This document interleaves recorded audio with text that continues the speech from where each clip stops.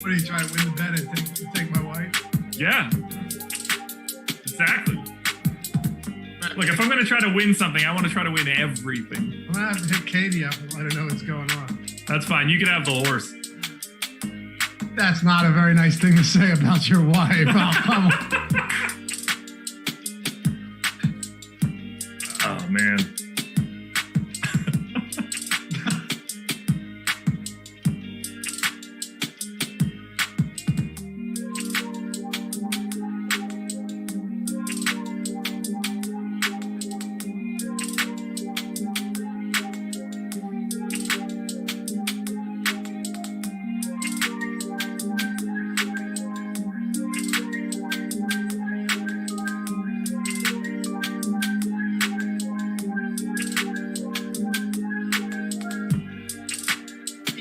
What is good, everybody? Welcome to the Awesemo.com NBA strategy show presented by none other than No House Advantage. I am Dave Loughran on the Twitters at Lofty_D, LOUGHY_D. With me, joined as always, Josh Engleman at Josh Engleman. And we've got an 11 gamer today, so buckle your seatbelts. Would have been 12, Josh, so I guess we get some respite here, but it's going to be a long one, and we're happy to have all you with us. What's up, dude? You know exactly what is up right now, and my spirits are up further than they could ever be, thanks to the Brooklyn Nets, who absolutely put a whooping on the Minnesota Timberwolves. You could take 6 points. You could take the 9 points you wanted. You could add that stuff together and still not cover the bet. Just an absolute, utter destruction of epic proportions. And the main thing here, I got the monkey off my back. The schneid is over. It's going to be a bad way for you moving forward. Yeah, it's I guess it must feel good to win a bet when the top player from the other team gets ruled out and someone gives you the bet anyway. You know what I mean? Listen, whatever it takes, right? Yeah. Whatever it takes. Look, that's fine. I'll give you 6. I'll give you 9. I'll give you 6 plus 9. You can have whatever you want. I'll give you 25. You still lose. It doesn't matter. Cat didn't play. Here's the thing, though, and I said this on the deeper dive. He would have been worth like 30 points, though. That's for sure. I would say 24. It was worthwhile because in the event that I just pulled this heroic, monumental upset, you would never live it down. Like, you would honestly feel like I owned you from a betting standpoint, right? So to me, the $100 was so worth it. Oh, yeah, for sure. I'm sure that it was. And it's also incredibly worth it for me, considering that was a no-brainer. And that one was over, I believe, at the tip. I saw some tweet. It was like Anthony Edwards is on his way to his third straight 30-point game or whatever. He was also minus 30 at the time for the game. So congratulations. Way to get those buckets in an absolute beating. I looked at halftime and it was like 75-53. And I said, all right, I'm not going to check this one again. And then in chat, the deeper dive chat was like, yeah, it's a 30-point game. It's a 40-point game. All right, I'll chalk this one up. Anthony Marcus, though, says, Josh, you should be ashamed of yourself. Yeah, you should be ashamed of yourself. But again, Anthony, losers got to win somehow. You know what I mean? And even if it comes down to cheating, I wouldn't say you cheated. I'd say you skirted the rules a little bit. That's all. I didn't skirt the rules at all. If we go back in time and I just take whatever line you wanted, I still win going away. It makes no difference at that point in time. And for you to assume like I have ever felt shame in my entire life is hysterical. Not once. I would never give anyone the satisfaction of thinking that I would ever feel shame. It is fair that even if you gave me 9 without Cat, it still doesn't matter. I would have needed. I think it closed at 7.5. Actually. No, really? I think so. All jokes aside. Wow. Okay. All right. So I was at least on the side of the bigger money. 7.5. So I was at least on the right. Like I was not on the right side looking at the results, obviously. No. But in terms of where the money was coming in, if it moved to 7.5 from 9. Some sizable bets clearly came in on the Minnesota Timberwolves yesterday. So something like that. Yeah. But either way, so there you go. 7.5 is the closing line. I'll take solace in knowing that. Anyway, we got a lot to get into. We're happy to have you guys with us. Hit that thumbs up. I know so many of you guys are amazing at doing that before the show even starts. Sometimes I'll look and it's, like already 50 likes. For the deeper dive, you'll have like 300 or 150 likes before it even starts. That's huge. And it does so much for us. So does subscribing to the channel, more so than likes, more so than anything else. So subscribe to that channel, help us get to 60,000 subscribers, and leave a comment, leave a like if you haven't done so yet. Let's dive into it, man. We don't have Fantasy Cruncher lineup study today, which is probably a good thing, gives us a little bit extra time. What I can say is Lou Dort went for 42 points against the Utah Jazz. Yeah, I'm going to go out on a limb and say that no one had him projected for that sort of shooting stat line. It's really annoying, if I'm being perfectly honest. I've been touting Dort all year. I thought he was a terrible play on Fanduel at 6K. Like, there was no way that he would have had to have, like, to me, an outlier, like stocks performance. No. He went a different direction with it. Lou Dort, 16 of 31 from the field yesterday. The only other person to shoot in double digits in shooting attempts is Ty Jerome, and he came off the bench. He was 7 of 11 from 3. I don't know what to do with that information. Just kudos to you if you played him. He was like 1 or 2% owned on FanDuel, but clearly an essential play. And I'm just sad. Yeah, Jizzball. Good for Dort. Jizzball says no necklace to chew on today, Loppy. You know, sometimes I use the opportunity. Did you watch yesterday's deeper dive? I was dying laughing during Sometimes I use the opportunity to like stretch or yawn or sneeze or something. And Jordan decides while the cut is on Adam to cut straight to me while was I yawning? I don't know what I was doing. I was doing all this wild stuff, and then I pull my necklace out. I'm about to chew on it. Because I don't know, I guess it's just a weird habit. It's a tick. I look up and I see myself on the screen. Like, okay, thanks, pal. But it's here. It's here. I'll chew on it when Josh is on screen. But yeah, it was such a wild day. And you see this so often. Like, not only did Dort drop 42, but you would have thought that if he dropped 42, and mind you, they won the first quarter by like 12 or 13 points, that if this game was relatively competitive throughout, Quinn Snyder runs his starters at home for a pretty long time. Granted, it's a bit different in the COVID era where you don't have fans, I think. Yeah. But you would have thought, man, Mitchell blew up in a game like this. And Mitchell had a really pedestrian game in 33 and a half minutes too. Yeah, and not just that, Gobert got there in, like, I don't want to say a weird way, because it's obviously the way that Rudy Gobert can get there in a game. Like, I can't overreact to it. But he did have 7 blocks and a steal, which is certainly going to help you get there. 6 of 7 from the field, 13 points, 14 boards, and 8 stocks. That was a little frustrating to me because I didn't really like the idea of getting to Mitchell or to Gobert at the ownership that they had yesterday. And the Mitchell piece was fine, but Gobert getting seven blocks was, that is right up Gobert's wheelhouse. It's way more reasonable for Rudy Gobert to get 7 blocks than it is for Lou Dort to shoot 31 times. I also love how someone tweeted us and was attributing some cryptic messages that we were placing into the shows about how certain players are really good plays, but we were kind of just cryptically working it in there like Lou Dort. Yeah, no. I wish everyone thought of it that way. I could just say players' names and they'd be like, oh, wow, he talked about this on the show and he crushed. Yeah, like the Embiid one, I don't think that we were cryptic about. We said specifically, like, oh, if he's not owned and Nikola Jokic is owned as much as he is, you should just be playing more Embiid in GPPs. Absolutely. And then Eric Lindquist and I did the exact same thing for about 5 minutes on Live Before Lock.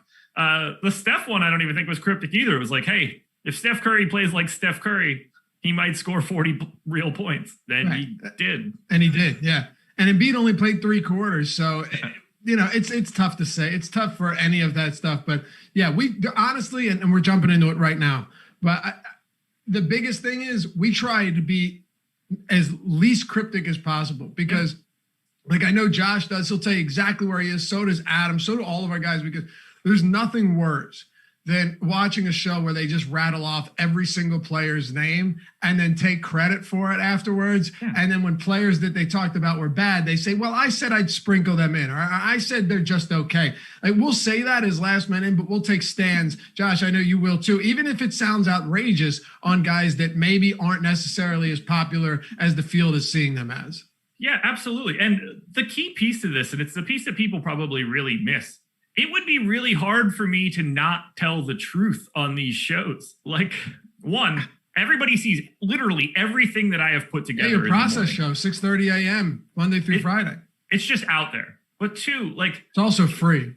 Do you understand how difficult it would be to try to manage lies throughout the day? Like, it's just way easier to read whatever's in front of my face and just go with it. Like, I don't want to jump through additional hoops to make you guys should know by now, I don't want to work harder. Right. No, exactly. And by the way, everyone's shitting all over. They're saying, yeah, he does. Ben Simmons. Yeah. Ben Simmons. Look, I play him. I play him constantly. And guess what? Buckle up. Because I don't know if it's going to be the first game or the second game, but guess who's getting recommended today? Yeah. God, I hope not. But let's just do it. Let's make it happen. Cleveland and Charlotte. You ready for this? I am. Man, the Hornets. Why were the Hornets 1.5 point favorites still yesterday? That was a little surprising to me. And I got one line I really like today, Josh. Stick around to the end of the show. I really like a line in those late games that I think is wildly inefficient, as Josh might say. So we'll start it off with Cleveland and Charlotte, and we've got the Cleveland Cavaliers 3.5 point dogs to the Hornets. So the biggest question I have for you today, just looking at this line and then we'll jump into the game. If you want, because we have 11 games, I'm fine with you just hitting on both sides of this one at once, but just be sure to hit on some of the injuries that are going to be significant here.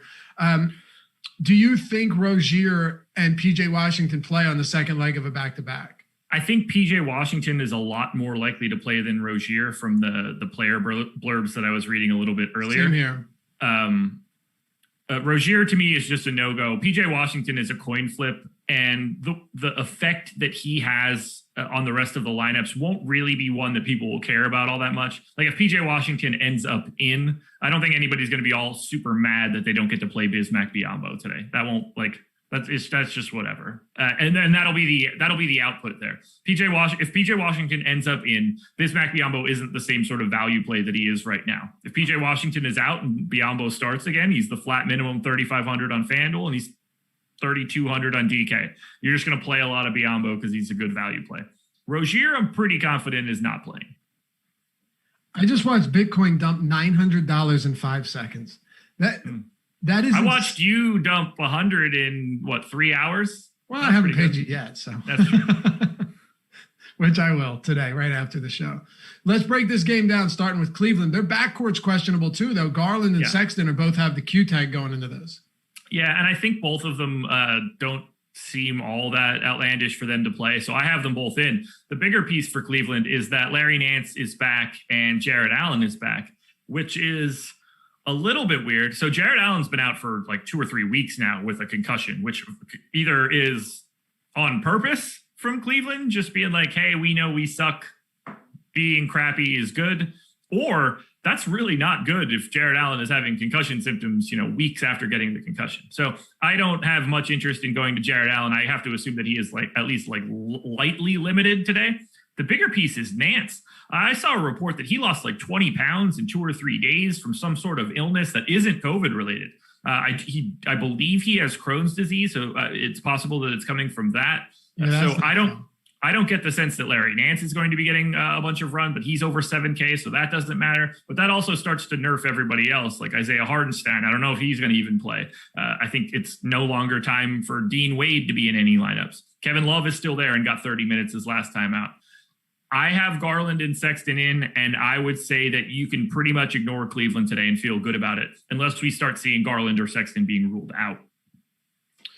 Do you have, okay, so if that's the case, then is there anything that stands out to you from the Cavs? No, not at all. Okay. Let's talk about Charlotte on the other side. Let's just for a second assume that Rozier is out. I know Brad Wanamaker was someone that we were hoping would get a decent amount of minutes. And I said it to Adam right before the deeper dive. James Borrego's rotations are really frustrating because there's no clear backups. Like, there's no clear guy that just backs up the one position the whole game. And so, sometimes there might be, but when you're dealing with injuries, he just kind of mixes and matches and tries to figure it out. We saw him trolling everybody with his, Caleb or one of the Martin twins, one of Biyombo or Zeller. You never know what you're going to get from Borrego. So it's not a shock that Wanamaker only played 23 minutes. He only shot 1 for 11, though. So that bad game could have looked a whole lot less bad, even in 23 minutes off the bench. But going into this one, given what we have from yesterday, a little bit of data at least, how do you approach it tonight? Yeah, I think that we collectively as an industry probably propped up Brad Wanamaker higher than we should have, in that I think the amount of minutes that you could play Devontae Graham and Brad Wanamaker alongside of each other is pretty minimal. Josh, that's kind of what I'm saying too, that when you look at the rotation, Devontae Graham would come in and back up Terry Rozier, even though he was in the starting lineup, and then Wanamaker would get some of that run off the bench, but he wasn't Rozier's direct replacement off the bench, which was what concerned me the most.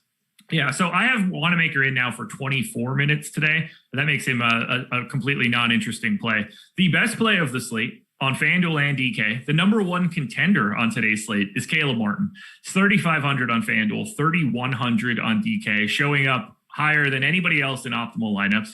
I assume that Terry Rozier will not play today, that Caleb Martin will once again get the start, and he is an unquestioned value play to me. I don't know how you would go a different direction given that he is the minimum salary essentially on both sides. So to me, you have to go to Caleb Martin. You have to go to Bismack Biyombo if he is starting.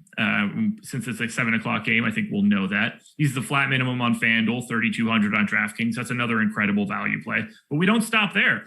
Jalen McDaniels is playing massive minutes as of late. I think he looks pretty good on FanDuel at 5,700 and incredible at 4,700 on DraftKings. We're still not done. You got to play Devontae Graham. You got to play Miles Bridges. I don't see a scenario where you're not playing.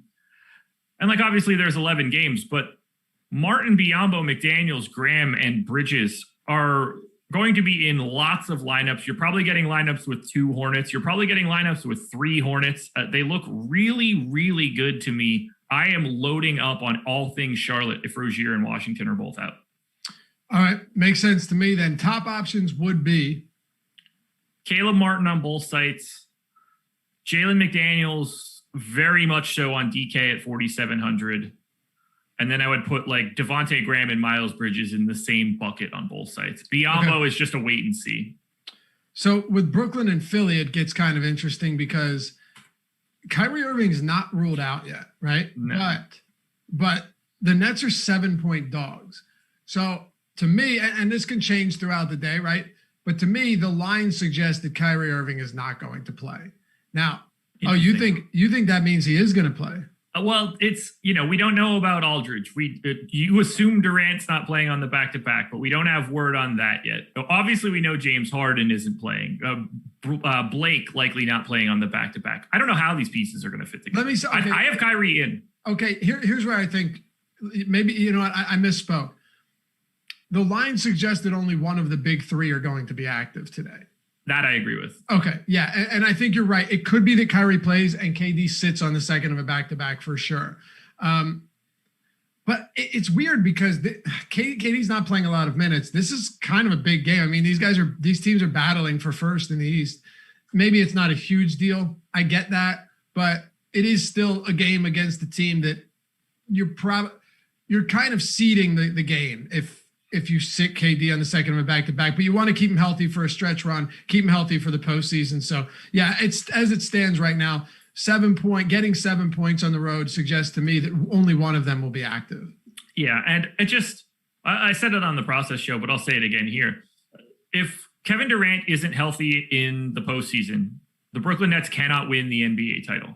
Their only priority is having him be healthy in the playoffs. Otherwise, none of it matters. So he missed so much time. It strikes me as weird that they would want to run him out there on the back-to-back. It would shock me if that were the case. Honestly, it wouldn't surprise me if Kevin Durant never played a back-to-back again in the NBA. Like that, I don't think that would be outlandish. Neither here nor there. I have Kyrie in. I have no idea why he missed on Monday. We had someone in my process show chat mention that he missed because it was Ramadan. I don't know anything about that. I have no concept of what Kyrie's beliefs are. Who in the world knows? And I say world as a flat world, not a round world. Neither here nor there. Yeah. But there are so many trickle-down effects for Brooklyn right now that they're really hard to project out. Like, if LaMarcus Aldridge doesn't play, he's been out with a non-COVID illness. Then Nick Claxton's 3,700 on FanDuel and 3,100 on DraftKings. They dusted off DeAndre Jordan for the last game, so he can play. But I think Claxton would look like the same kind of value play that Bismack Biyombo looks like today. Just minimum salary guy that's going to play some starter minutes. If Aldridge is in, I still like Claxton at those price tags because I think he plays the backup center run. But it could go either way, and Embiid probably eats him for lunch. I was reading reports on Aldridge that didn't say he was questionable. It just said Aldridge is not ruled out for Wednesday's game. Kind of a weird way to put it, but yeah, he sits questionable right now. So does Kyrie Irving. There's a lot of moving parts here. So this is why you tune into the tip-off show, the Deeper Dive, the Live Before Lock show, all of that stuff leading up to 7 p.m. lock. That's going to be a relatively big one because if it's only Kyrie Irving today, Josh, and Kevin Durant sits, James Harden's obviously already out. And Kyrie Irving could have another massive game against Philly. And I will say this, right? This is important. I watched all of that Dallas and Philly game. The 76ers were intentionally giving Luka Doncic everything he wanted and just sealing off the edges. They took everything away from everyone else. Now, you might look at that and say that's counterintuitive. Why are you giving the best player everything? Well, he scored 32 points and they still got blown out, right? So if you just give it to him and make him do everything, and you don't have anyone else, of course, Kristaps Porzingis sat on the second of a back-to-back. A lot of times it's not that hard to win games.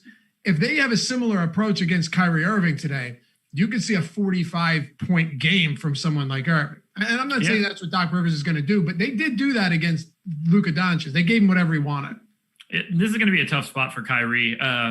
Just in that they could throw a lot more length at Kyrie. Like Luka is so much bigger than Kyrie in this sort of scenario. He can kind of handle that a little bit differently. Luka, a better passer than Kyrie as well. Coming out of the, I think that they could just send individual bodies at Kyrie and have a little bit more success, play it a little bit more traditionally, let someone like TLC or Landry Shamet beat you if you need to. It's possible. Either way, I think Brooklyn's in a really bad spot. So I do too, but it isn't to say that Philly hasn't given up huge games to guards this season. That's one of the things that I think kind of goes overlooked at times. Now with Philly, Joel Embiid is $10,000. Mm-hmm. I want to be clear about something. His last two games, you might look at it and say, "Oh man, it's okay, but it's not great." 27 and 26 minutes. He didn't step foot on the court in the fourth quarter in either of those, and dropped 50 plus DraftKings points in both of them. He had 36 points with 3 minutes left in the third quarter. So he's been playing well. He just hasn't got that fourth quarter run. And if he does, you're going to see some explosive games from him very soon. It could be today. Yeah, and I'm doing the same thing that I did last time. Like if Jokic is getting the large majority of center ownership, or someone else is getting the large majority of center ownership, and Embiid is trickling in at like 3 or 4%, I just want to have a lot of Joel Embiid at 10K. It's just, to me, a no-brainer. If the game stays close, like he's just going to smash. He's playing really, really well. I mean, we're talking about a guy that I think was probably going to be, all things considered, I think that Joel Embiid was going to be the MVP of the league if he was going to be able to be on the floor enough. Yeah. More like if everybody was healthy, all things equal, I think that it was going to be Joel Embiid. I don't think that is even possible any longer, but if he's still playing like that guy, he just hasn't been on the, you can't say, he can't make up for 15 games off the floor given the season that Nikola Vucevic is having. Agreed. Just how it works. It's not an indictment on him. It doesn't mean that on a per game basis he hasn't been fantastic, because he is. So I want to get him if he's low owned again. And then I clearly want to play Ben Simmons 7K on Fanduel. Now we need to have this conversation. He played 24 minutes in the same game that Embiid did not see the floor again in the fourth quarter. So neither did Simmons. He had 27.7 Fanduel points. That's a 1.15 fantasy point per minute rate. He was tracking a triple-double. That's his normal rate. Like 1.15 is Ben Simmons' normal rate. If he just has a slightly decent fourth quarter in his normal run, like 40, him scoring 12 fantasy points in the fourth quarter and going for 40 is very, very reasonable. He was not playing bad. You can't just look at his raw total for that game and think, oh, there's another game where Ben Simmons didn't get there again. He played 10 less minutes because they won in a blowout. It's a different output here. His price went down again on FanDuel to 7K. You should be going directly back to Ben Simmons here. I would not want to do anything else other than roster Ben Simmons. To me, he's the best play on Philly on FanDuel. Joel Embiid is the best play on Philly on DraftKings. All right, let me see. And no comments in chat yet, huh? All right. I really thought they'd be coming in hot. Sotek says Simmons for the win, but I thought we would. Curtis says Ben is trash. Look, He's not trash. He's an integral part of that team. Josh and I just have a fundamental disagreement on what we should be looking at here. And for me, I see his more recent games as more of an indictment than he does, and he's relying on more data than I am. But I think there's been a change in Ben Simmons' play. That's where we differ clearly. Sure. I assume you agree with me that he's a good play at 7K. Yes. Sure. I also think it's funny, though, when you were like, do you think Ben Simmons will be under 8K by the end of the season? And I said 5,900. I mean, I'm trending in the right direction, dude. I know. Just imagine if that Wolves bet would have went a different direction. You'd be really cleaning up. Well, can't win them all. But I think we should just keep making Sixers bets. That would be wonderful. No. I love Joel Embiid tonight, though. I really do. Do we have ownership yet? We didn't the last I looked. No. We still don't? Okay. We'll have it soon. But I think he'll have some ownership, but 11-game slate, there won't be crazy enough to not want to get to some of him. You want to talk about San Antonio and Toronto? No. All right. Well, we have to.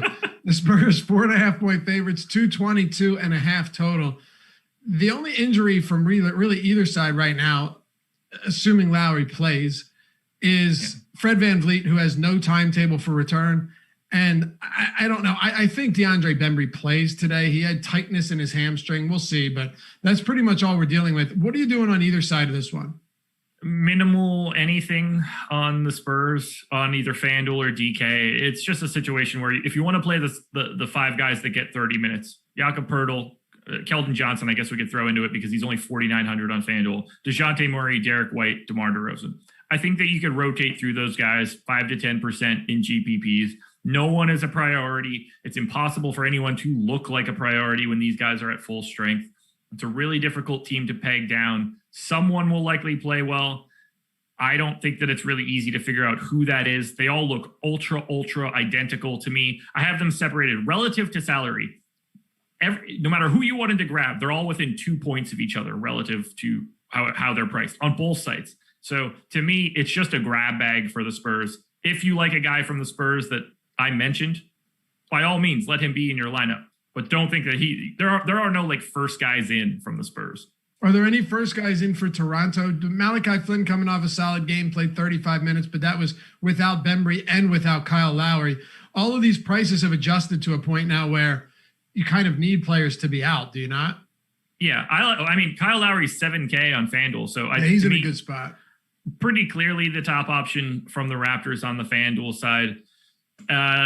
It's sort of the same thing that I said before, only these guys' prices have been inflated a bit now that we've had all these injuries. Siakam at 8,600 or 8,500. Like, yes, I'm not going to talk anybody out of it. It's just the proper price. Anunoby is probably too expensive, but you can still use him. Gary Trent is probably too expensive, but you could probably still use him. Chris Boucher is 8K on FanDuel. To me, that one's just impossible. 7,100 on DraftKings, at least a little bit more feasible. But I would say that Lowry and Gary Trent are the two guys I have my eye on. But Lowry on FanDuel in particular is the only one I would say is a priority. All right. So just overall, not a game on an 11-game slate that you're feeling great about. No, not really. It's just got a lot of guys properly priced, rotations that don't really help us out all that much. There's not much here. So on the next one, though, we have the Clippers and we have the Pistons. Clippers are still 9-point favorites. I don't think that really says much at all about Kawhi Leonard's status, to be honest with you. It's a second of a back-to-back, 221.5 total. Kawhi Leonard missed yesterday's game with right foot soreness. I'm not convinced he plays today either, Josh. I'm assuming do you have him in? Yes, I do. Okay, so that is fine. He shouldn't play. But right. But I wouldn't be shocked if Kawhi Leonard didn't play tonight in a game where they should win handily, even on the road, even on the second of a back-to-back. It's not one I'm super worried about. But I think he's going to play and that Paul George is going to sit. Okay, so let's do this then, because if Paul George dropped 60 fantasy points last night, 38 minutes in that 11-point win over the Pacers. If Kawhi Leonard's out, do we go straight back to the well with Paul George? Yep, and I think sort of vice versa. Like Kawhi's priced up a little bit, but if Paul George is the one that is out and Kawhi plays, like you're absolutely getting to a little bit more Kawhi.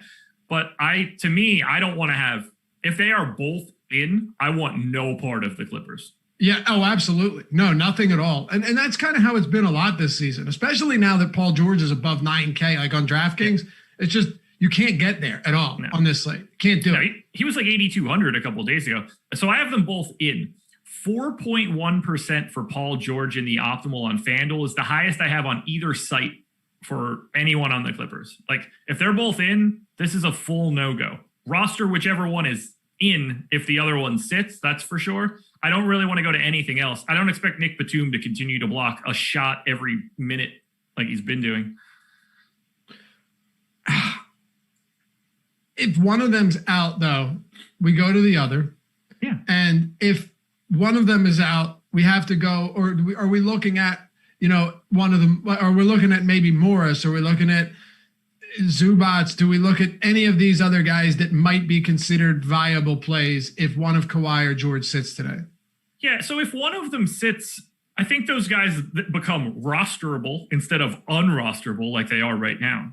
So Zubac would be okay. Marcus Morris would be okay. Reggie Jackson would be okay. But I think the only priority you will have in this game, no matter how it breaks, would be either Kawhi Leonard or Paul George. And if they both play no one in this game at all. All right. That sounds good to me. So in this game or on the team? It's because probably we didn't even talk about Detroit yet. It's probably a valid statement for the game, but there are like little tiny bits of value for the Pistons. There are no priorities in this game. Yeah. Okay. Like Mason Plumlee is 5,300 on DraftKings. I don't have an issue with playing Mason Plumlee at that price tag. It's not good. He's not frequently in the optimal, but it's not it's not a problematic price tag. I don't need Sadiq Bey. I don't need Jeremy Grant here, even at 6,900. Like, it's just, to me, they're playing too many dudes in this rotation. They're playing guys sometimes that you don't even expect to be in the rotation. I don't need to start guessing on the Detroit Pistons on an 11-game slate. All right, then let's talk about the Knicks and the New Orleans Pelicans. The New York Knicks, what's their implied? Yeah, 108.2 and 0.25 implied total. Pelicans, 110.75. The game has a 219.5 total. Knicks are 2.5 point dogs on the road. It's been kind of tough to get to this team lately. Julius Randle's still been solid. Barrett's played a little bit better. But you look at the price points outside of that. Just if you're on DraftKings, Josh, there isn't a single player above 5K outside of that. So it's pretty much Randle, sometimes Barrett, pretty infrequently, and no one else usually. Yeah, so Randle and Barrett are the only people that pop up basically with no just immediate red on their name. Both sites, Fanduel and DraftKings, and they're 5 to 10 percenters. They're guys you're okay with getting because they're the most firm parts of a lineup for the Knicks. I do, however, want to point out who I think actually is the best play for the New York Knicks today. That's on DraftKings. Nerlens Noel is 4,300. Minutes are fluctuating a little bit. I gave him 28. He played more in their last time out. So you know that he is going to split his minutes with Taj Gibson. If Nerlens Noel is set to get 28 minutes, I don't have a huge issue with him at 4,300 as a value option. This isn't a lock button. It's not a core play or anything like that. I think that just if we're picking plays from the Knicks, I actually think that Nerlens Noel is the best option on DraftKings. He has a 9% block rate this year. Yeah. Really, really strong numbers. He does a good job of getting steals. He's a solid defender. You've heard me say it before. I don't buy in the Nerlens Noel defense, excuse me, against big, like physical post-up type offensive bigs. But and that's kind of the thing. Is Nerlens Noel going to try and guard Zion today? I mean, he's going to try to meet him at the rim. That's going to end real poorly for him. To be fair, it ends poorly for literally everyone. Yeah, of course. Of course. I think it ends poorly for Joel Embiid. The dude is a bowling ball. Right. The other day, Zion drove to the rim 32 times. 32 times in one game. Yeah. In one game. And there are 10 people in the NBA that you think can stop him from doing that at best? It's terrifying. And he's really 21, 22. I don't know how old he is. Young. So I don't know. Unless it's like Julius Randle, but That's also going to end terribly. Yeah, They can try and clog up the paint, but good luck. It's just not going to work. No, like he's a good rim deterrent, but like Zion might just put him in the basket. Or through the backboard, yeah. Yeah, I mean, he might end up like 6 rows deep. I promise he's going to snap both of those tiny little ankles tonight. And it won't be intentional. What do you think of Zion then? He's up to 9,900 on DraftKings. Yeah, I mean, like it's the right price. He's 1.44 fantasy points per minute over the past 30 days. The dude's been smashing. He's one of the most efficient scorers in the NBA, and he's still learning what he's doing out there. That said, hard for me to see him as a priority today. I prefer paying up to Jokic now, especially with Jamal Murray out. I prefer getting to Luka Doncic. We have Steph Curry on this slate. Russell Westbrook gets a date with the Kings. So I think that Zion is absolutely warranting his price tag as of right now. I don't think that there's as much you can get out of that 10K price tag as there are for some of the other pay up options today, especially in a matchup against the Knicks, the slowest team in the league. You know that Spider-Man meme where they're pointing at each other? Yes. If you try to say something about Julius Randle here, I'm going to lose my mind. You should be embarrassed. Oh, man. You knew where I was going with that. All right. Yeah, well, because you were saying it for ages, and it's not good. Well, hold on a second. Julius Randle's been spectacular this season. He is a bruising offensive player that backs his way or can drive his way to the basket with relative ease. Like he has a lot of similar traits as Zion. You can't say they don't. I will say to you that Julius Randle is having a much better season than I was expecting. But in 29% usage for Julius Randle this year, he is averaging 1.14 points per shot attempt. That is a 37th percentile outcome. Zion in 28% usage, so basically the same. 1.32, that is a 90th percentile outcome. No. I'm not comparing these two guys because one of them succeeds and the other one just succeeds because no one else on the team is any good. No, I'm not saying that Julius Randle is as good as Zion. I'm saying... No, you said he was better for 2 years. No, I said that it was, what did I say? Julius Randle part 2 or like a fatter Julius? I don't remember what I said. I don't know, something incredibly wrong. I was just trying to upset you. But I do know that they have some similar attributes, especially in terms of getting to the basket. But Julius Randle can knock down threes too. Julius Randle is actually somebody that has a little bit in the way of shooting threes. He's a 40% three-point shooter. He's a good player, man. I don't disagree that he is a good player. We are talking about two very different players. So do you like anything from the Pels then? Not really. It's Zion, cool. $8,100 Brandon Ingram on Fanduel, probably the second best option you can find there. Lonzo's doubtful, by the way. Yeah, there's no core options here. They're playing like Wes Iwundu picked up the start the last game. He's normally like a 0.6 fantasy point per minute guy. He's going to have to fall into 36 minutes before he looks like something viable. This matchup, having to take on the slowed Knicks team, it's really difficult to get to. Okay. Are we still going Middleton over Butler? No, but we haven't been going Middleton over Butler for a while. But you never have come to terms with it on the show. Oh, I mean, I thought that I said it a couple of times now. Like when I said that at the time, I meant exactly what I said. And I do think that Chris Middleton is a much easier fit on most teams than Jimmy Butler, just from a play style perspective. Anybody can take in Chris Middleton just because he doesn't have to have the ball in his hands and he's a really good shooter. But if you're taking one guy over the other, I mean, Jimmy Butler, from the moment I made that statement, Jimmy Butler has been significantly better. And Chris Middleton has actually played significantly worse since then. Yeah. Okay. That's fine. Now I will take the L on Zion. I just needed to set it up. No. From the moment that came out of my mouth, they both went slightly different directions. Butler was already kind of just going nuclear at the time too, but then it just got even better. You know? I think the real problem after that statement was the fact that the Heat were so successful in the bubble in what I think is going to look like a very, very big outlier performance in the next couple of years. I don't disagree with that. But they are the team that's involved in this line that I like quite a bit today. Derek Ertl says, wondering what general, and thanks for the super chat, wondering what general rules, we can answer this quickly because we still got a bunch of games. Wondering what general rules you have for the size of your player pool. Obviously slate dependent. Just curious how condensed you make it on average. I never look at it once. I have no idea how many people are in my player pool. Mind you, though, Josh is automated, though. So I can tell you the same thing. You would get the exact same answer from Adam as well. Yep. And I don't get the sense that like Alex or anybody know how many people are in their player pool. Every slate is going to be different. When push comes to shove, and I've been trying to say this a lot lately, and the boom bust tool that we have on the website is going to be the best example of this. When push comes to shove, ignoring all things, you want to have as much ownership as you possibly can on all of the guys that have the highest optimal lineup percentage that you can find.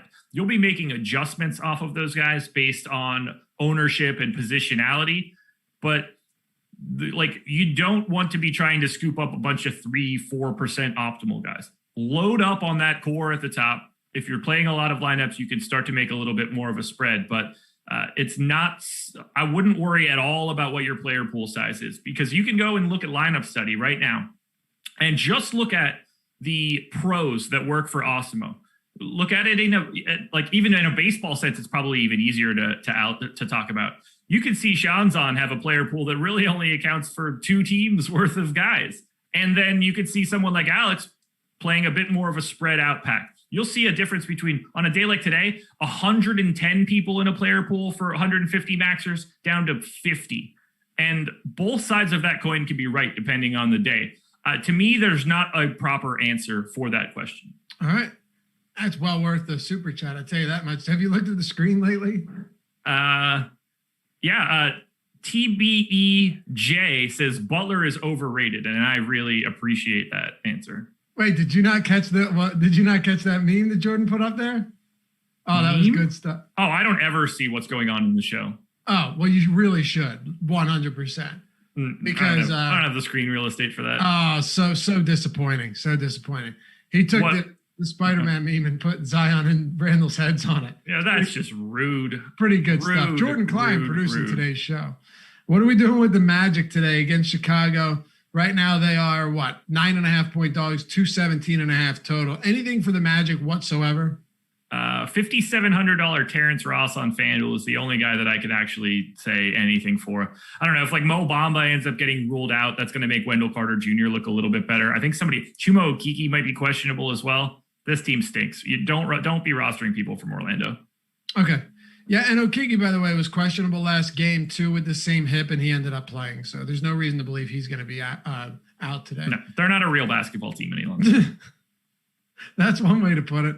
The Zach LaVine, however, is a real basketball player, Josh, and he has been at the top of his game recently. And I've stated many times in the past week, I was a little bit concerned what Nikola Vucevic's arrival would do, but he has not slowed down. As a matter of fact, we've seen the best stretch of his season kind of commenced upon Nikola Vucevic joining the Chicago Bulls. Is there enough to back that up that this is sustainable?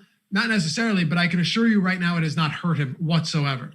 No, the thing that's hurting him the most at this point is the fact that his price is now going up. Yeah, and compared to they've got a matchup against Orlando.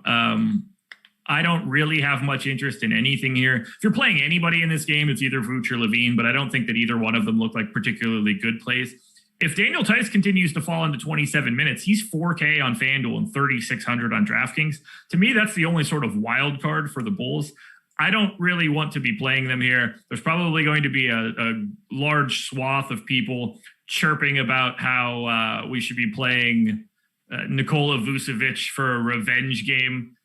Against a team that is literally the worst in the league right now. It's a huge revenge. Yeah, it's I also don't know why he would, we call it a revenge game right out of the gate, and people will say that. I don't know what exactly he's looking for revenge. They made him a multi-millionaire and then traded him to a team that should have a better outlook moving forward. He should be bringing gift baskets to everybody. That's my line right there. Is it? Am I stealing that from you? Son of a bitch. What's up? Am I really stealing that from you? Maybe it's just subconscious, but I've used that so often. Yeah, when people tell me it's a revenge game, like he should be sending gift baskets to their doorstep. Yeah. If you've said that, then I'm just grabbing that from you. I didn't realize, and I wouldn't be surprised if I heard it from you and just appropriated it on my own. That's a good one, though. I'm okay with it. Imitation is the highest form of flattery. Exactly. Anyway, don't play the Bulls either. Okay. Well, hold on though, real quick though with Daniel Tice. He's played 27 and 29 minutes in back-to-back games. And he's on DraftKings, he's 3,600. I mean, he's almost minimum salary. Can we see him getting that type of run today? Because if he plays 27 to 29 against Orlando, it might actually be a pretty decent spot. It's the only thing that I think is the wild card here. But I think it's just as likely that you could see Thad Young fall into an extra 2 or 3 minutes instead, or Lauri Markkanen falls into those minutes as well. We're getting Garrett Temple back. And I don't really know where those minutes are going to come from, but he is going to be back out on the floor. Whether that impacts Troy Brown or everybody, I don't really know.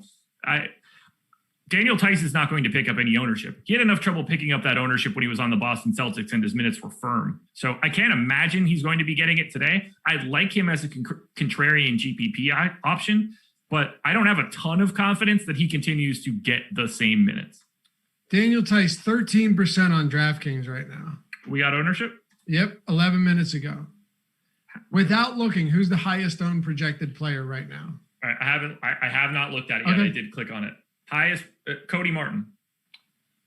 Now, it's not going to be because I don't think that Alex had the Hornets project. I think he has some of those guys projected in. No. He has Rozier out. Okay. You're wrong, but it is a Hornet. Can't be Wanamaker. McDaniels. Yep. I was going to say, you said you liked him a lot. Yeah, 24%. Yeah. But right now, super flat ownership. Jalen McDaniels, 24%. There's nobody else above that for right now. So I don't think I said Juan Toscano Anderson's name on the process show this morning, and he's third. Yeah. Well, that's one we'll talk about, fortunately. First, we got to get through Indy, Houston. Next one is that very game. And also, guys, if you haven't checked out Awesemo.com yet, all of the content that we do at YouTube is free. And we also do a ton of free content at Awesemo, right? Maybe you're not in the position to sign up for premium content yet. Understandable. That's why we like to give you this here on YouTube and at least familiarize everybody with what we've got going on over at Awesemo.com. If you want to head over there, the NBA Big Board is free today. MLB ownership projections, PGA golf projections, NHL top stacks. The reason we can do that and give away, like 4 pieces of free content, premium content for free a day, is because we have so many premium tools that this is just like a fraction of what we have. We have ownership for every single sport. Every single sport. And I'm not just talking the big 4. I'm talking anything they have contests at Fanduel, Draftkings, No House Advantage. We have ownership for it. We have player projections for it. We have the top stack tools, the boom bust tools, the lineup builder. We have the fantasy cruncher add-on, all of that stuff for all of these sports. And Josh, I've said so many times, and I think it applies to you as well. We have a lot of guys that are here that are pros at Awesemo, and not only pros, but a lot of subscribers too. All the time will be like, hey, I knew nothing about this sport, used those tools and took down a tournament or been cashing for 3 weeks straight in UFC or PGA, because it allows you to learn the game, learn the sport, but not have to go into it knowing it in order to have some type of competitive edge or just be in contention. Whereas with other sports, without these tools, if you don't know the game, you're screwed. Yeah. And I also think that, especially when it comes to something like Fantasy Cruncher, it helps to play other sports using Alex's projections, because I think that it helps you understand the impact of some of the settings in Fantasy Cruncher. So if you don't know anything about the sport and you enter your projections, you'll see what the impact of changing your uniques or changing your randomness or changing any other settings in Fantasy Cruncher will be in a different way.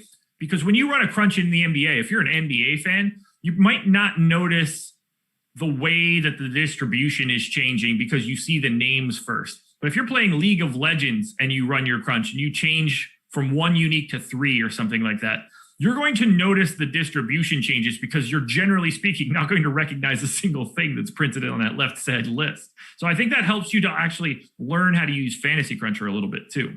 Right. Yeah. There's just so many ways to utilize these tools to become a better player. And if you're looking to dive in, but maybe your budget is tight right now, we have weekly express passes for less than $4 a week, or you want to make a legitimate investment. You can do an all access, all sport full year. You could do it for a month, a week, whatever you want. Single sport, all sports. We got you covered. Go to awesemo.com/join. And when you do sign up, I can't stress this enough. Be sure to join the premium Slack chat. Hop into it, join the community, and join the premium office hours where you've got the pros from Awesemo taking your questions in a far more intimate and helpful setting than YouTube chat. I can assure you of that. A lot of people have credited many improvements and leaps that they've made in their DFS game to getting in and asking questions to a lot of these guys that can help them improve their game alongside these tools. So go to awesemo.com/join. Jordan's got it up on the screen right now. You can see what you're looking at. We thinned the herd in Slack yesterday, so it's a really good time to be in Slack. So. That is very true. Yeah, lopped off like 600. I know. Indy and Houston, I know you were happy about that. Indiana Pacers 5-point favorites against Houston, 233 total. We talked about how fast Indy's playing. This could end up being an interesting game. Brogdon coming off another nice one. LeVert, though, however, was the actual the shining star from that Pacers team yesterday. I didn't see that coming.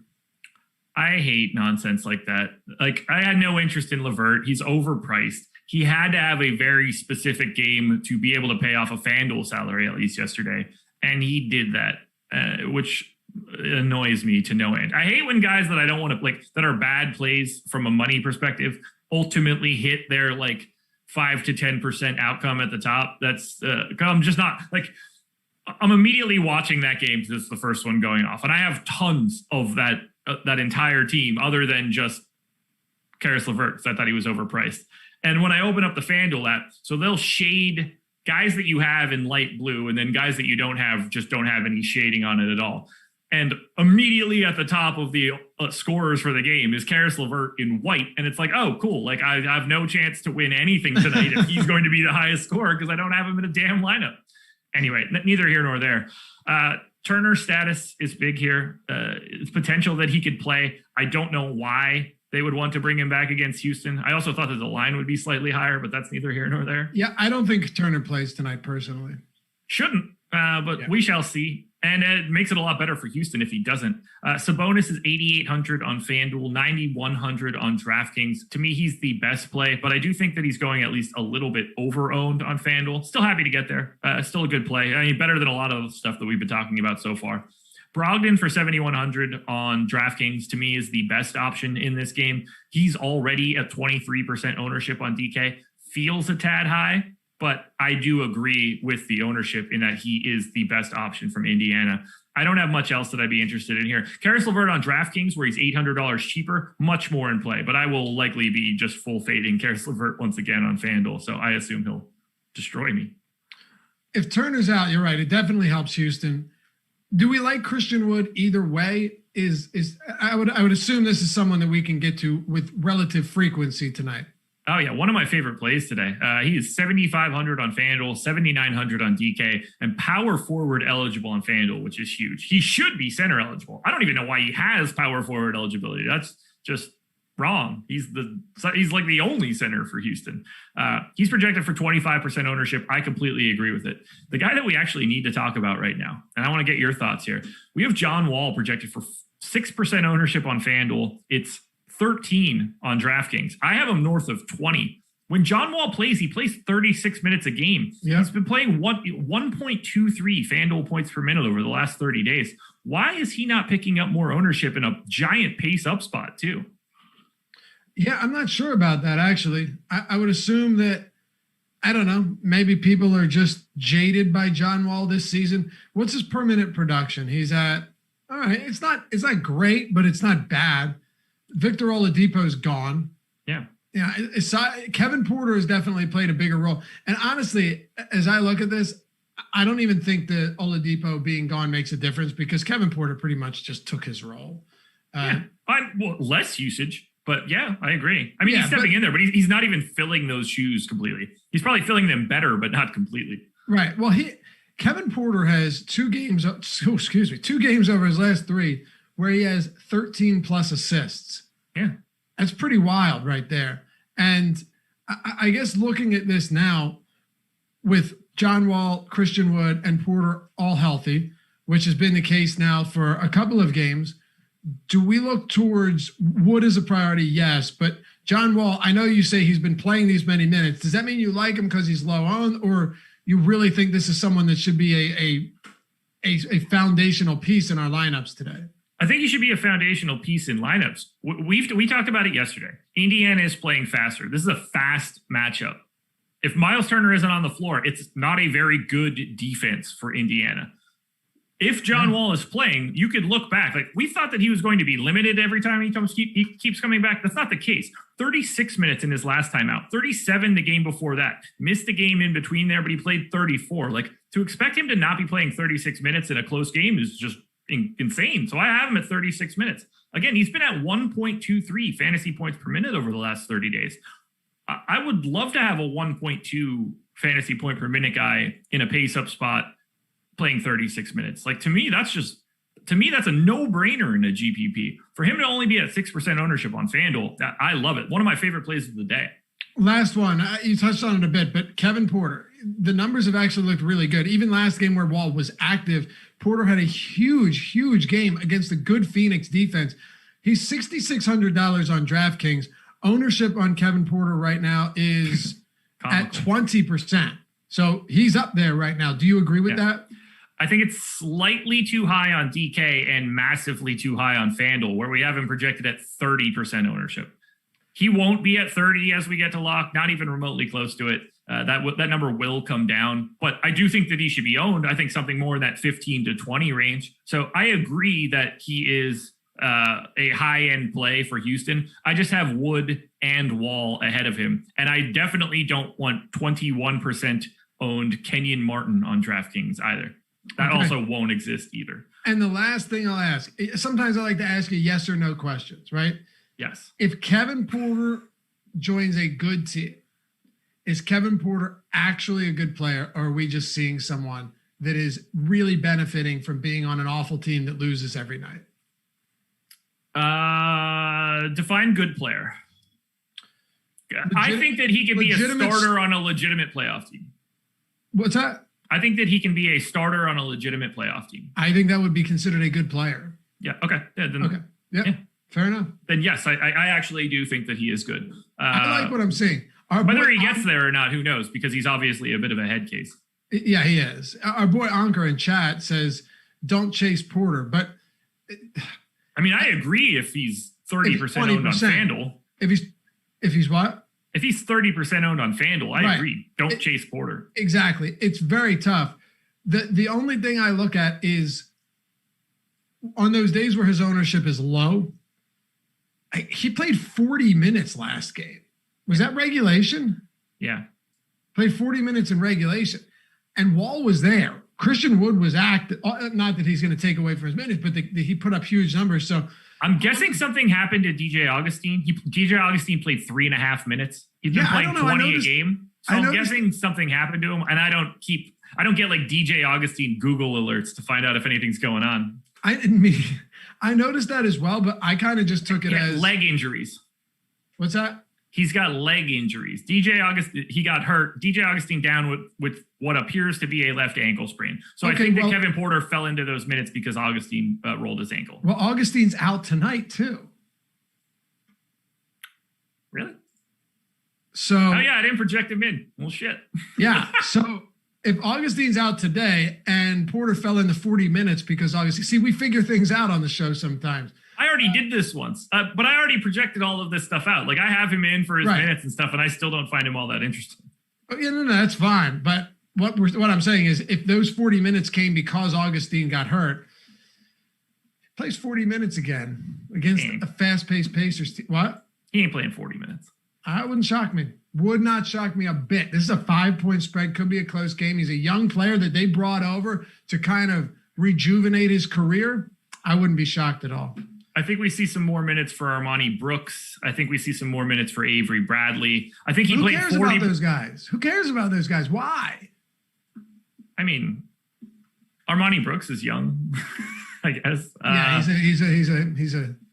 I agree. Future. I agree. Like you should give him more minutes, but I also wouldn't give him 40 just because either. No, but I think I have him in for 35 minutes. I think he looks good. Oh, okay. You got him for 35. That's fair. It's not like you're going to project him for 40. I get that. No, not at all. Yeah, I have him in for 35. He looks good. I just think it's a little high on FanDuel and basically acceptable on DraftKings. Okay. It sounds right to me. Golden State. So we talked about Juan Toscano-Anderson a minute ago where you said you hadn't really talked about him. He's projecting for a decent amount of ownership right now. Our ownership projections are up. They'll change throughout the day. They always do. That happens as news comes in, as we get more information.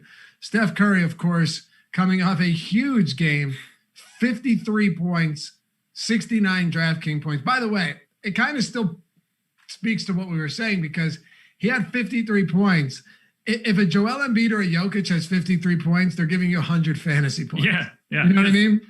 Yeah, Jokic probably has 14 and 14 as well to go along with it. You know, same with Jokic, same with Doncic, same with Westbrook. If any of those guys go for a 50 point game, you know that they're probably flirting with 90 or 100, and that's not hyperbole.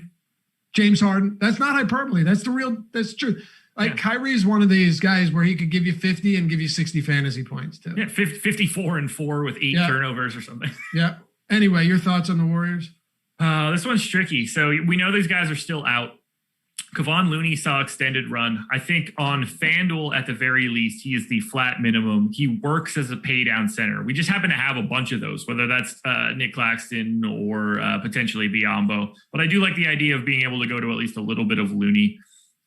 Curry, again, like we're seeing a lot of ownership here. And I said this last time, and I'm going to say it again. I think Golden State is wildly over-owned, especially because they're playing Oklahoma City. And this would not shock me at all if this was the Steve Kerr special where, 13 guys play and 9 or 10 of those guys all play like 16 minutes apiece.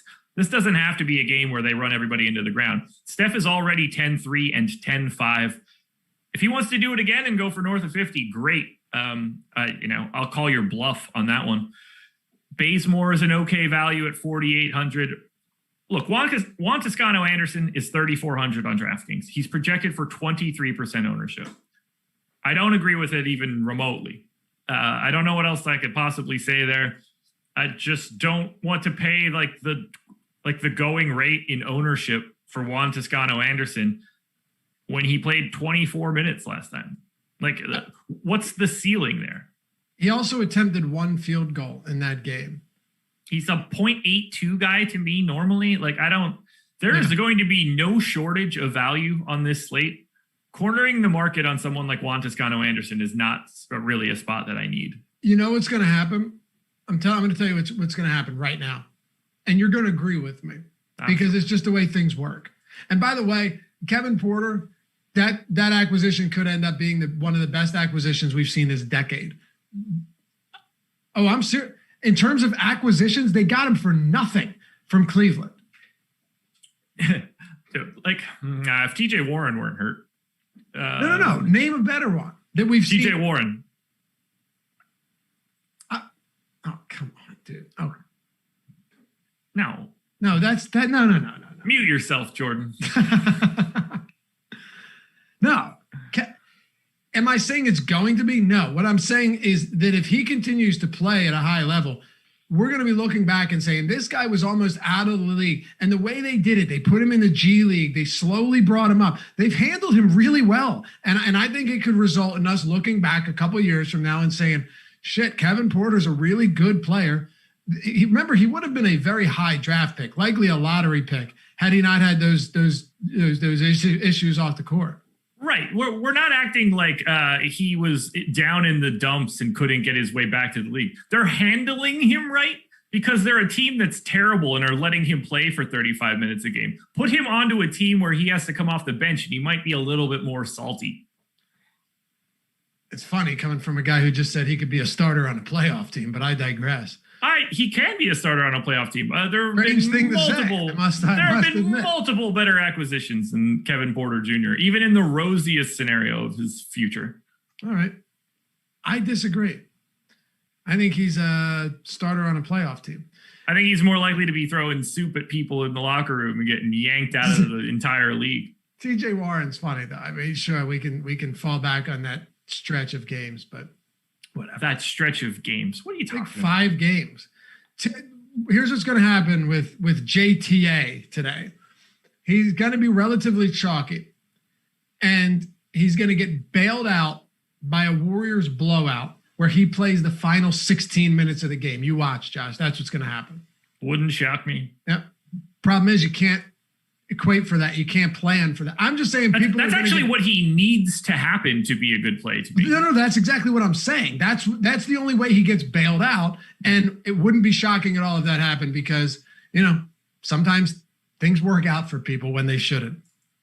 So just to sum up the Warriors, like Draymond, Curry, Bazemore, Wiggins, these are all guys you should probably have around 10% of. They look like good plays. It just so happens that every single one of those guys that I just named are projected for like 15 to 20% ownership. I see Golden State wildly overowned, much like I usually do.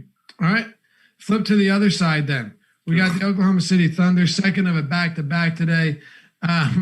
So where is that? Yeah. Is that Mitchell? Mitchell Mayo says, I want Alexi Pogo stick to play. Well, you might get your wish. He was out yesterday, Josh. Meanwhile, Lou Dort was handling business. Is there anything you like from the Thunder today?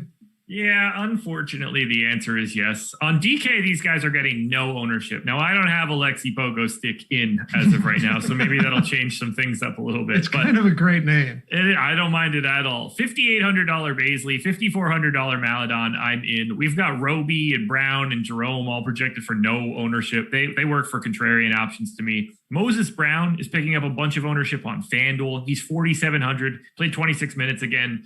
I like him as a $4,700 center, but he's appropriately owned. Roby is back and playing minutes. I feel bad for the people. I got tagged in some stuff like, oh, if it wasn't for Tony Bradley, this lineup would have been great. It's like, well, the moment that Isaiah Roby got ruled in, you should not have been playing Tony Bradley any longer. And right. That went and certainly didn't help out there. But I like getting to Roby on Fanduel. I like still getting to Baisley. I like getting to Maladon. I don't mind getting to a couple of these guys because it is a matchup against Golden State. This is not a very good defense, or we can call it average if you want, but it's a huge pace up spot for the Thunder. So I will happily pick up some of these guys that are still priced in like the, high 4s, low 5s. No true priorities, but I think Brown, Roby, Baisley, and Maladon can't be ignored today. All right, that makes sense. So we've got 3 games to go. We fall now on Dallas and Memphis. By the way, I've said by the way a lot today. I've got to fix that. I also had to fix the fact that my camera just got all fucked up. Oh, yeah, you started drifting all the way around. I just assumed you were doing that. I don't know how that happened. You know what I was doing? Playing with your foot? What? Was it your foot? Sometimes I have to crack my knee because it'll start to hurt because I sit down so often. Just really a sedentary lifestyle. I've got to fix things quickly. I'm aware. Aware of it, doing it yourself, or aware of my lifestyle? Well, I'm aware of having a very sedentary lifestyle. Right. You're familiar with that. Yeah. I've been doing a little better lately, but I had to crack my knee and it gets wrestled up in all the wires and things get ugly. But I got to watch that by the way usage. Man, I'm a damn professional. I can't be doing that. By the way, if you want to listen to our shows in podcast form, you can do so, Josh. You can do so. Was that intentional? Yeah, 100% intentional. Oh, okay. I thought it was pretty well played, actually. You can just go. In podcast form from Spotify to Apple Podcasts, wherever you want. So this show's a perfect example of that. It's on 7 days a week. If you miss it and you don't want to hop on YouTube, maybe you don't have YouTube Premium, you don't want to put it in your pocket with the screen open and kill the battery, you can listen to it with your screen off on our podcast platform. So do that. Yeah. Go to just search Awesemo. You'll find the NBA and leave us a review and a rating. It helps us out a lot. While you're at it, hit that thumbs up on our show right now. We only got 128. Oh, it's so sad. It's so sad. Jason Hargrove, what's your advice for building a single entry line for a slate like this on FanDuel? First of all, use our lineup builder if you're a premium sub. Yes. Second of all, Josh, the one piece of advice I'll give for a single entry, because we still have 3 games and the show's going long because we have 11 games and it's you and me. But the one advice I'll give it, you don't need to be wildly different in some of these, especially in single entries. Even if you deviate from the field from what's popular in 1 or 2 spots, that can be enough to put yourself in contention. Do you have any tips? No, we get these questions a lot. Like you guys talk a lot about like 150 max. I wish you guys would talk more about like single entry players or 3 max. And the key piece of all of this is it's the same discussion. There's not really a difference. You should be trying to play the best possible guys that you can play in every single lineup. You can withstand ownership a little bit more in that single entry, because the piece that the people are missing most in those discussions is that it's the size of the contest that is more important than the amount of entries you have. For sure. Because if you're playing a single entry contest, if there's, and like this isn't a contest that generally exists, but if it's like a 300,000 person contest, it's still like you can be contrarian then. But if you're entering a single entry, if you're entering one single bullet into a single entry contest, there's probably only like 1,000 people in it, 2,000 people in it. You're going to be relatively chalky. You want to just play as many of the best players as possible. Try to get an idea of how owned that lineup would be, and if you are like potentially going to duplicate it, and then find a guy that could be potentially over-owned. Our boom bust tool is perfect for this. Find the guy in there that might have the biggest negative leverage score and turn that into a positive leverage score. Change him, make a 1-for-1 swap. That really could just be enough for you in that single entry lineup. All right, good stuff. But it never changes. Just play the best guys you can find. Sort the boom bust tool by optimal percentage and play the most you can of those guys in order. Absolutely. Yeah, it's a process that you don't want to make harder by trying to overcomplicate things. And that's what a lot of people do. And I think that's what you're saying as well. Absolutely. 100%. People think that you have to get like 4 or 5 percenters to win in GPP. And a lot of them too. Yeah. And you couldn't be further from the truth. Not at all. If you have one guy that's low owned sometimes and the rest of your guys just aren't mega chalk, even if some of them are, it can be enough. That's how things work. Dallas and Memphis. Dallas 2-point favorites, 225.5 total. Are we going to Luka today? I think we are. 11% ownership on Fanduel, 6 on DK. I have him twice as owned on Fanduel, 3 times on Draftkings. He is very much a preferred pay-up option to me. This is a spot that I want to be for sure. It's not like an amazing spot against Memphis, but Memphis plays pretty quickly, faster than I actually thought that they were. Memphis, in my pace metric, is 6th in the league right now. So I really like the idea of getting to Luka. He's been at 1.4 fantasy points per minute over the last 30 days. It feels like he's been down a little bit, but I don't want to get away from Luka Doncic at all. And especially at that ownership, to me, he looks like a fantastic GPP play. I don't have much other interest in this team. Like Porzingis works, but I think he's properly owned. Maxey, Jay Rich, the guys that play like 30 plus minutes, I think it's fine. Dorian Finney-Smith is well overpriced. Don't play him. But I think Luka is a preferred pay-up option today. Okay. On the Memphis side, we've seen Valanciunas have some great games recently. John Morant just really quite stagnant still. He's at least rebounded a bit, found even ground. But even despite stabilizing with some decent games, there's nothing super encouraging about John Morant right now. He's been getting more minutes over the past couple of days, and I think that's interesting. He did hit this lull at the beginning of April, 28, 28, 29, 31. Last 3 games, 38, 35, 36. If he's getting 34, 35, 36 minutes, he's 7K on FanDuel, 7,100 on DraftKings. I do like the idea of going to him in a GPP. To me, though, he's properly owned. I think Joe Val's minutes are higher than they would likely continue to be. He went 40, 32, 36. I think that's asking a lot for a man of his size every single day that he goes out there. I am not giving him that sort of minutes run. He's been fantastic on a per minute basis, but I'm a little bit more muted on him. The price is starting to come up. I don't have a ton that I want to get to from Memphis, but Morant would be the guy I would prefer. All right. Simple enough for me. Now we come to Washington and Sacramento. One of the worst defenses against the worst defense. One of the fastest paced teams against the top 10 paced team.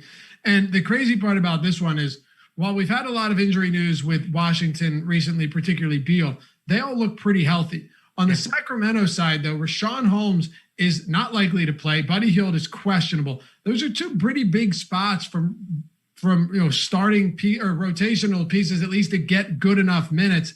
And last time we saw Mo Harkless finish in the winning $100,000 lineup, playing 34 minutes and getting that spot start. So what are we doing with this Sacramento Kings and Washington game tonight? Feel free to touch on both sides because there's probably a decent amount.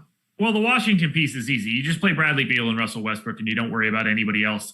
Rui for 5,200 is certainly a decent play on FanDuel. You're not playing him on DraftKings. Westbrook 25, 14, and 14 last game with Bradley Beal against Utah. I just have nothing else to say on that. No, this is as good of a spot as you're going to find for the Wizards. Beal is 8,500 on Fanduel, 8,700 on Draftkings, and he got back to playing 36 minutes last time out. So if Beal is going to be doing that at a mid-eights price tag, you just play him. And the ownership is there. 27% owned on Fanduel, fully warranted. 16% owned on Draftkings, fully warranted. And we've got Russ at 11.2 on Fanduel and 11K on Draftkings. I would rather get to Luka because I think it's just a little bit safer. You get a bit more savings. Because 11.2 and 11K is a pretty healthy number. However, he still looks great. 1.55 fantasy points per minute over the last 30 days. I've got him at 1.48 for this matchup. The Sacramento defense is terrible. They're taking out Rashawn Holmes and turning it into Metu, Whiteside, Damian Jones. Either way, I think that actually improves Russell Westbrook's odds of getting to the rim. Those two guys should just be key fixtures in your lineups, no matter what site you're playing on. If you want some Rui on FanDuel, that's fine. But just Beal, Westbrook, they do everything for this team, and they should do everything for your DFS lineup too. All right, that's simple enough. I mean, really, when it comes down to it, this is going to be one of those games that could see 260 points in regulation. Yep. It could be massive. There's not going to be a single defensive possession to be found in this one. Not at all. Top options from this game, and we'll close it out with Miami and Denver, just so we can make sure everyone is familiar with where we're at. Well, we gotta actually talk a little bit about Sacramento. So Rashawn Holmes is so rarely out, and he got hurt in their last game. Damian Jones was the guy that started out the second half heading into that one. So I have no idea who's going to start. I assumed it was Damian Jones. And if Damian Jones is the starter, I'm probably not all that interested in any of the centers on this team. The big piece will be whether or not Buddy Hield plays. Buddy Hield doesn't miss games. This game that he just missed is the first one he's missed in like 250 straight. He's just always out there. So I haven't never know it though. That's also true. He may be out there, but that's doesn't matter either way. Yeah, I hear you. Yeah, Terry Rozier is probable. PJ Washington is out. Okay, so the exact opposite of what I was expecting. Correct, Fantastic. but we got it during the show, so we can correct ourselves. Yeah. Anyway, I like De'Aaron Fox no matter what the status of anybody is for Sacramento. Tyrese Halliburton's projected for ownership that's not going to exist on FanDuel, whether Buddy Hield plays or not. He's not going to be 47% owned, but he's a great play. Harrison Barnes is chalk, should be if Buddy Hield happens to be out, but I think just a little bit excessive in ownership. I don't really see much from Sacramento that I would want to ultra prioritize on the DraftKings side, but I do want to give this note. Hassan Whiteside is 3,600. Damian Jones is the flat minimum 3K. Metu is the flat minimum 3K. If you are trying to guess on the Kings center, we're not going to know this information by lock. Assume that the center that is starting is Hassan Whiteside so that you do not get Damian Jones or Metu in your lineups. If it's not Whiteside starting, you could easily pivot $3,600 Whiteside down to Damian Jones or down to Metu. But if you do the opposite and you have Damian Jones as your assumed starter and it ends up being Whiteside, you might not have the $600 to save that. So just assume it's Whiteside, full stop on DraftKings, and you won't have any issues making your swaps later in the night. All right. Simple enough for me, and a pretty solid breakdown there. We're still waiting on this news, though. It's pretty significant. I think at least we know right now that Holmes is doubtful. But like you said, they started a guy that's on a 10-day contract. So what do we make of that? Luke Walton's a tough one to figure out. If Buddy Hield sits again, what do you think Harkless ownership looks like? Especially now that Rozier's projected in. Yeah, it's going to be pretty heavy. He's 4K on FanDuel. And look, he won't be all that great on FanDuel at 4K, but he's still 3,700 on DraftKings. I think we'll have enough value out there for the day where it won't get out of whack. But for 3,700, we're talking 15% or something along those lines if Mo Harkless is getting 34 minutes again. Yeah, I think so too. I think he could be even higher than that. This is a Sacramento and Washington game, Josh. I wouldn't be surprised if he was the highest owned player on the slate, honestly. No, neither would I. All right, we'll close it out with Miami and Denver. But first, you guys know you're already probably playing at No House Advantage. You've already taken up the advantage of the Awesemo promo code to get you $20 when you sign up and deposit for the first time. And hopefully you've taken advantage of all the tools that we have entirely for free at awesemo.com. I'm talking about the player prop tool for No House Advantage, totally free, created by Alex Baker, where he's giving you what he's projecting compared to what these props are. It's a huge, and not only that, it's the best way to actually just scan these and get a very good read on what you're dealing with instead of having to go each one of them one by one and putting in your own input, which is good. Like, of course, you have reads on certain things and they're static, which means they don't change throughout the day, unlike other books where big money comes in and moves it one side or the other.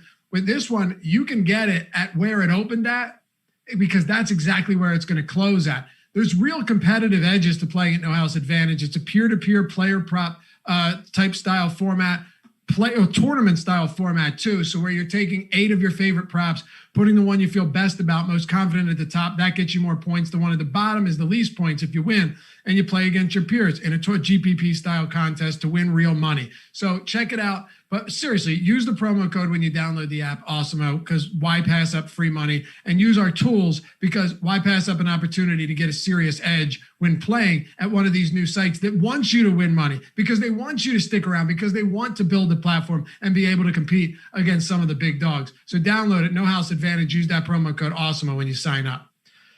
All right, man. Miami and Denver. I told you I had a good line, and I'll tell you right now, I don't think the Heat should be 4-point dogs, even in Denver. The Denver Nuggets have blown 2 straight games, big time, in the last 2 games, right?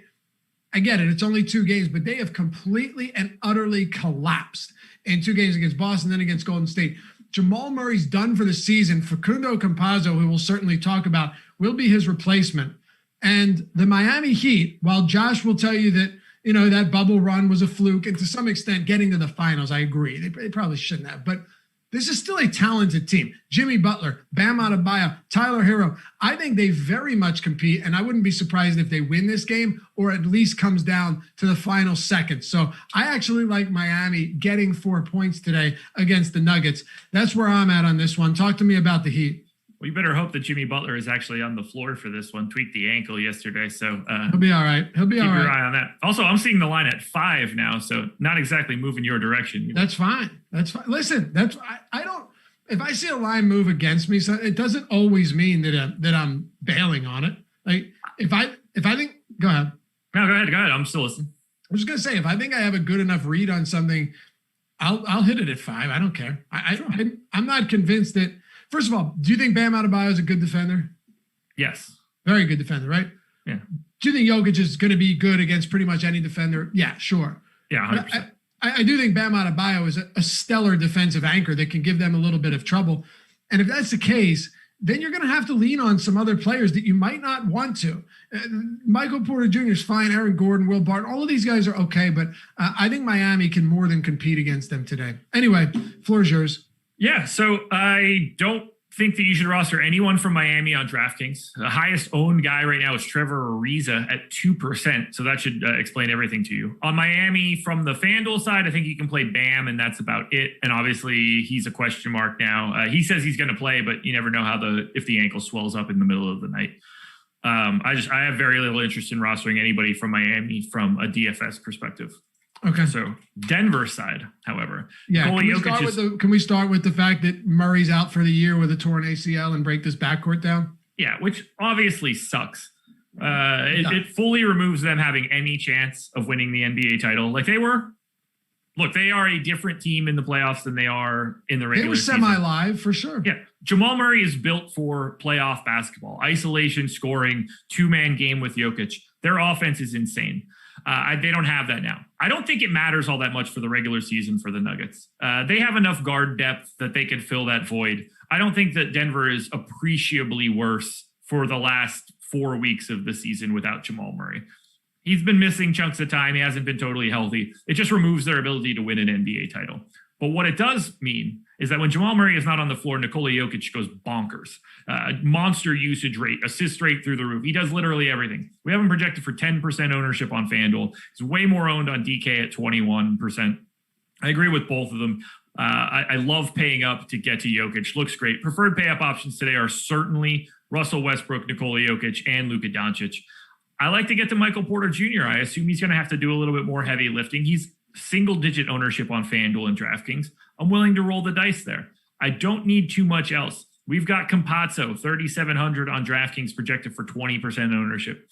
I don't know if it's going to be him. I don't know if it's going to be Monty Morris, but I do know this much. If Facundo Campazzo is projected for 21% ownership on DK and Monty Morris is projected for 2%, just play Monty Morris instead. We don't know what's going to happen there, but Campazzo's let's just say he's a worse fantasy player, but even if you want to say they're the same, they're not going to be all that different in minutes, and that much I'm pretty confident in. All right. I think that makes a lot of sense, actually. And while I do like Facundo Campazzo, assuming he's starting, he's not a high volume player or shooter, even if Jamal Murray's out. So you're kind of hoping that he's efficient and that he falls into some peripherals, which is not guaranteed to happen at all. No. Anything else for Denver? It's not DFS related, but I think that you would want to know this. And I looked at it during the process show, so I wanted to make sure that I told you. The starting lineup that the Nuggets now had, or had post-trade deadline: Murray, Barton, Michael Porter Jr., Aaron Gordon, and Nikola Jokic.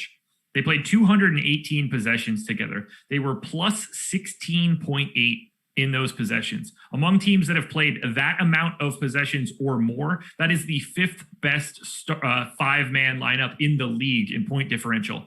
And one of them that's better is actually if you swap out Aaron Gordon for Monty Morris. That is the best 5-man lineup that's played north of 200 possessions this year. Monty Morris, Jamal Murray, Will Barton, Michael Porter Jr., Nikola Jokic, plus 25.7 in 304 possessions this year. That's how big of a loss it's going to be from Murray, because their offense has been unguardable this year. Oh, absolutely.